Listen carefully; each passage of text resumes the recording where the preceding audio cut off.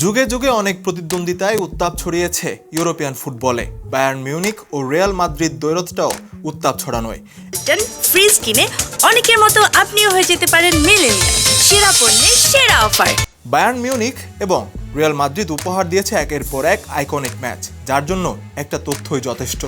এই দুই দল যখনই মুখোমুখি হয়েছে কোনো ম্যাচই গোল শূন্য ড্র হয়নি। 1975-76 মৌসুমে প্রথমবার সেমিফাইনালে মুখোমুখি হয়েছিল তারা। সেবার 3-1 অগ্রগামিতায় জয় তুলে নিয়েছিল বায়ার্ন। এরপর থেকে দুই দল বহুবারই একে অন্যের বিপক্ষে খেলেছে, তবে সামগ্রিকভাবে বায়ার্নের হতাশাই বেশি। দুই দলের সবশেষ 3 দেখায় রিয়ালই হেসেছে শেষ হাসি। 2013-14 এবং 2017-18 মৌসুমে এই রিয়ালের কাছে হেরেই সেমিফাইনাল থেকে বিদায় নিতে হয়েছে বায়ার্নকে। বায়ার্নের জন্য এবারের লড়াইটা তাই অনেকটা প্রতিশোধের।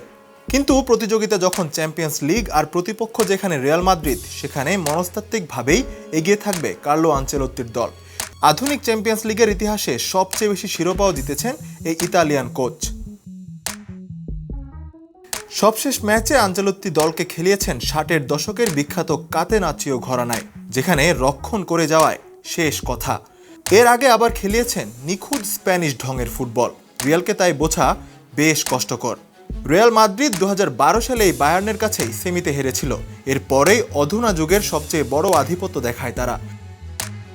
2014 সালে জয় করে 10ম চ্যাম্পিয়ন্স লিগ শিরোপা। কোচদের এমন অপ্রতিরোধ্য যাত্রার প্রেরণা হিসেবে অনেকেই ধারণা করেন 2012 সালের সেই হারকে।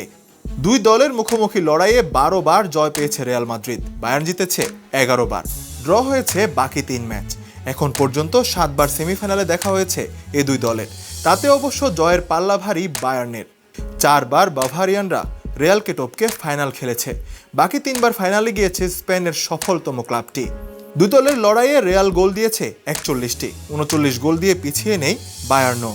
বায়ার্নকে স্বস্তি দিতে পারে কোচ টমাস টুখেলের দুর্দান্ত রেকর্ড। চ্যাম্পিয়ন্স লিগের সেমিফাইনালে কখনোই হারেননি এই জার্মান কোচ।